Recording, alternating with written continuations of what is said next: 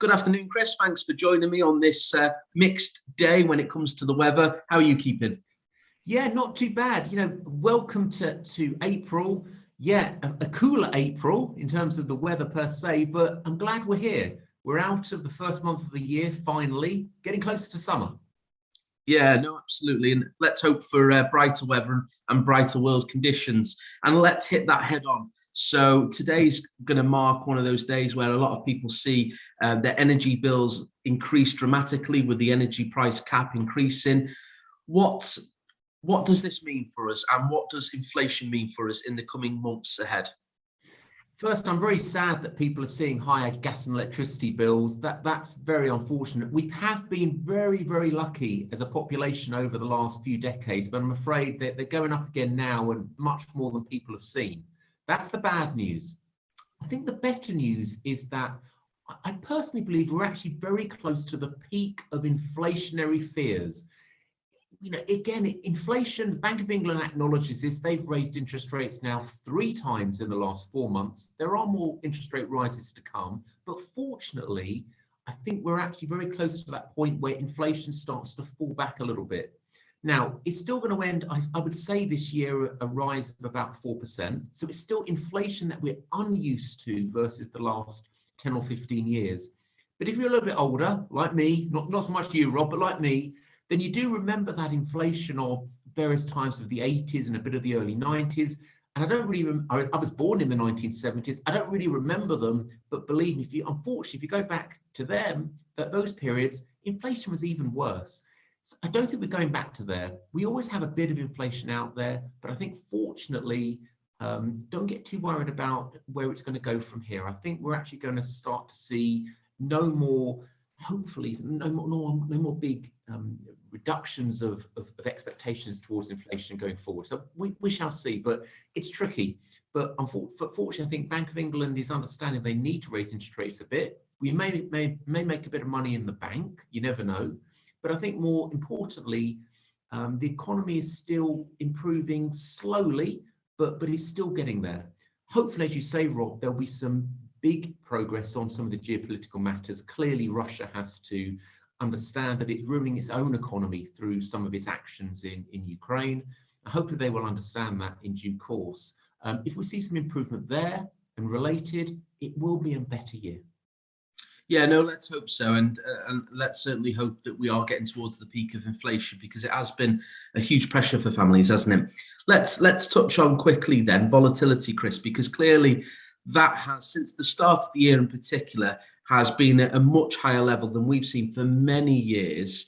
Can you see this level of market volatility continuing? Obviously, from our side as financial planners, we're urging clients to not make knee-jerk reactions, which actually has been the right thing, certainly over the last month or so. But are we expecting to see this level of volatility continuing?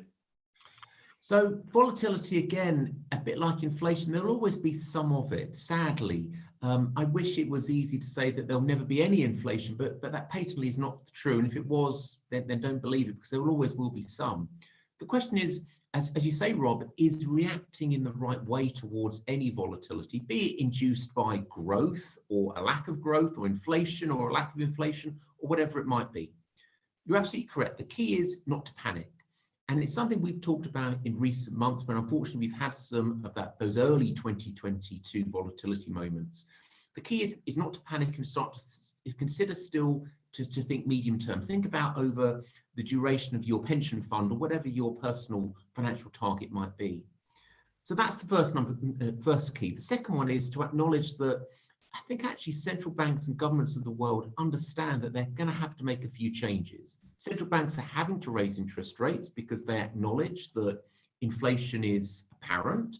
So that's how they should react to that. Governments also realize that they can't have too much debt or too much stimulus. They've got to themselves do other things. And that may include, unfortunately, some higher taxes, but also some other changes in their policy. That is occurring too. So my perspective is that actually, and we'll get a better feel for it over upcoming months, but my feel is that actually companies, governments, central banks of the world understand all the challenges out there. It's not something anyone hasn't seen in different ways before. Is it fully factored in? Are markets at crazy levels, either super cheap or super expensive? No, they're actually in the middle, I would say. But what that means is, as investors, you have to be thinking with all the challenges, but actually acknowledging that there are opportunities too. And it's not that we're in this period of time which is marvelously wonderful or terrible. We're actually, and I hate to say this, we're actually in the middle. And what that means for investors is you should remain invested, but also anticipate that you won't be making as much money probably as you did for much of the last decade.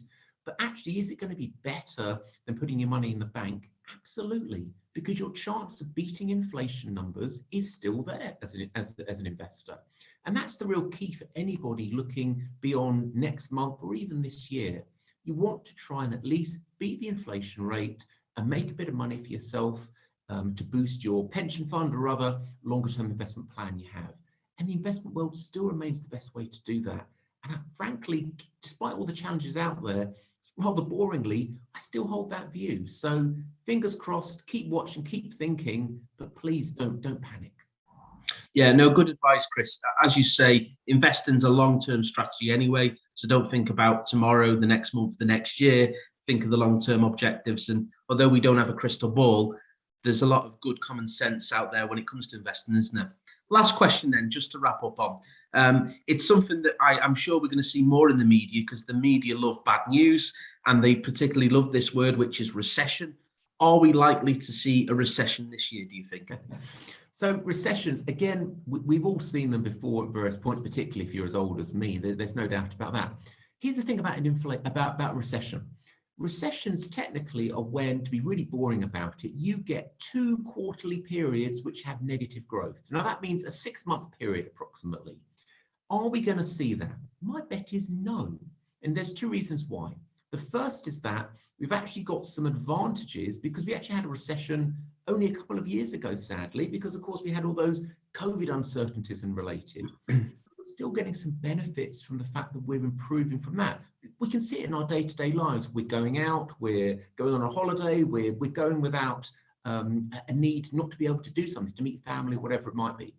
So the UK economy and other global economies are still benefiting from that, despite all of the sad Russia, Ukraine and related matters. The other aspect is, I actually genuinely think the economy is still growing. You can see that in things such as job numbers or related. I would hesitate to say house prices, because you've always got to be a little bit careful with those. But nevertheless, house prices are still workable. The housing market backdrop is still something which continues to move forward.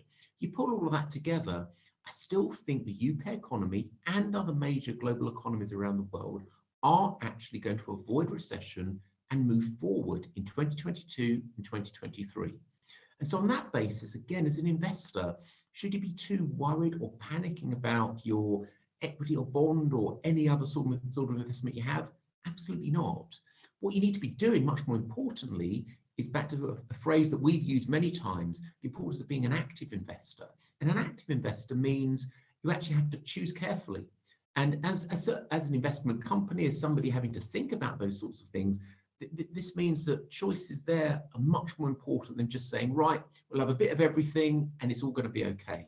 It's not going to be like that. So this is the important thing for any investment company to think about, is that they've got to pick and choose carefully. But for an investor per se, for anybody putting their pension money into an investment company, believe me, that they'll be okay. They will ultimately walk through the 2020s and beyond, still making a bit of money and moving their lifestyle and ambitions forward. And that's the key thing. So yes, in super short, I think we'll avoid a recession.